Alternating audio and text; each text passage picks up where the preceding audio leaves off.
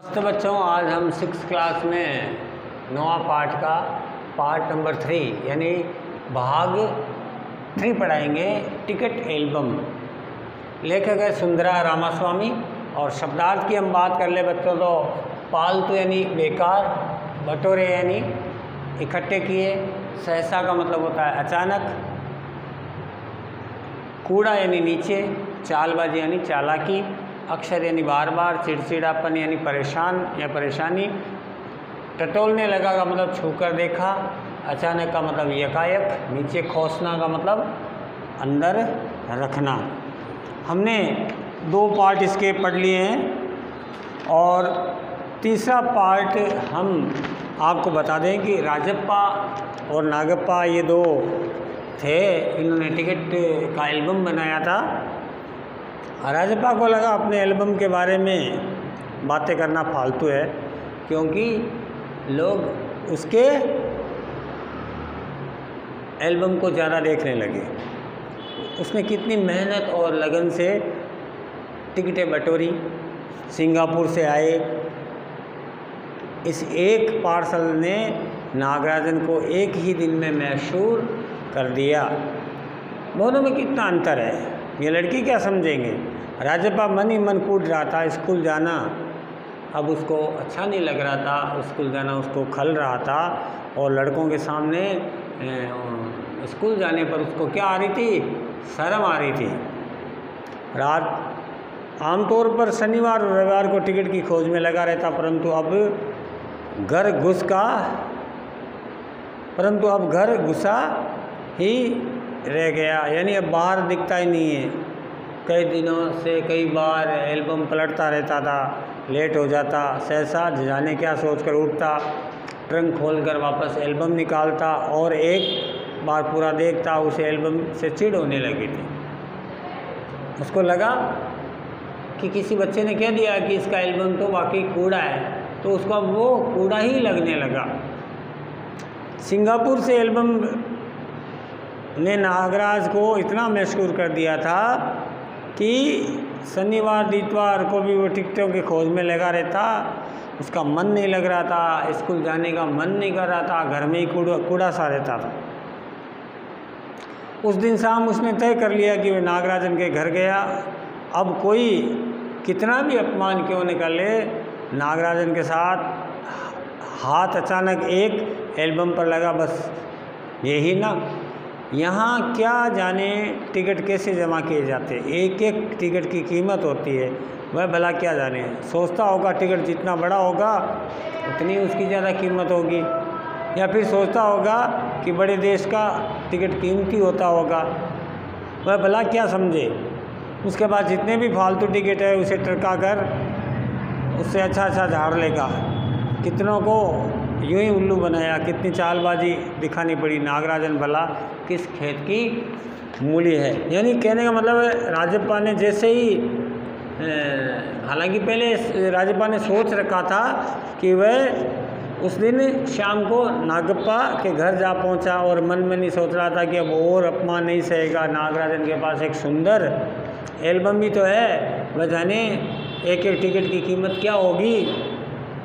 राजप्पा सोचने लगा कि जितने फालतू टिकट है उसके बदले नागराजन से अच्छे टिकट वो उससे ले लेगा।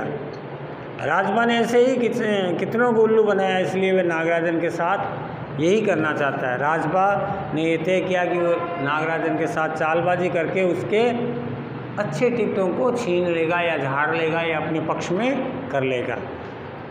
राजप्पा नागराजन के घर पहुंचता है, क्योंकि वह अक्सर आया जाया करता था। किसी ने रोका भी नहीं। ऊपर पहुंचकर वह नागराजन की मेज़ के पास पड़ी कुर्सी पर बैठ गया और कुछ देर बाद नागराजन की बहन कामाक्षी ऊपर आई। भैया शहर गया है? अरे हाँ, तुमने भैया का एल्बम देखा ना, उसने कामाक्षी ने पूछा। तो राजप्पा ने हूँ कह करके अपनी हाँ में हेकड़ी दिखाई। बहुत सुंदर एल्बम है ना, सुना है स्कूल भर में किसी के पास इतना बड़ा एल्बम नहीं है। तो वो कहता तुमसे किसने कहा? तो उसने कहा भैया ने कहा। वह कूद गया।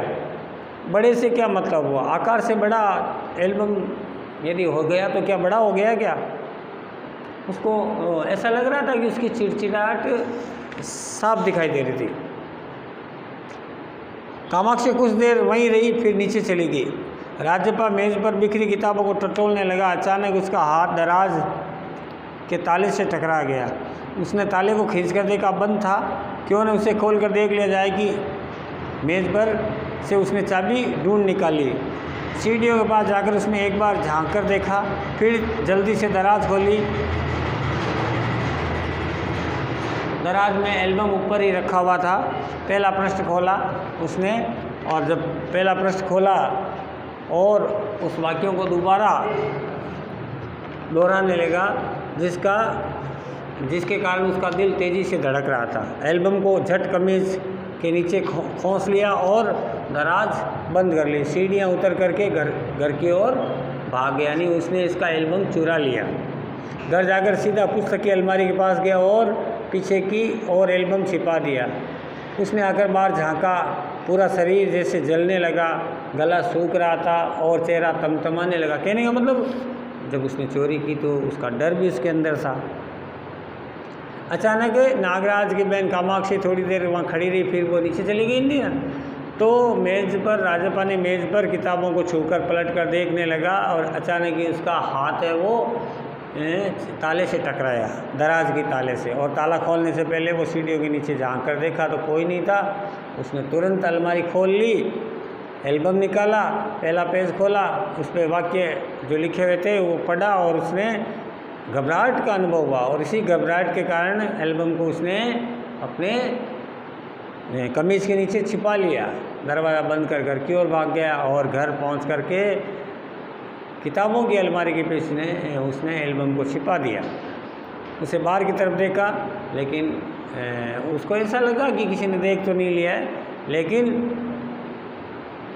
कुछ नहीं दिख रहा था। लेकिन उसके अंदर डर और परेशानी के कारण उसका शरीर गर्म हो गया था और गला सूख रहा था। तो बच्चों, आज हम इतना ही पढ़ाएंगे। अगले चौथे पार्ट में हम आगे का पार्ट पढ़ाएंगे। तब तक आज हम आपको कुछ प्रश्न दिए देते हैं, आप उनको लिखिए, नोट कीजिए और अपनी कॉपी में इसको करना है। प्रश्न नंबर पहला लिखिए।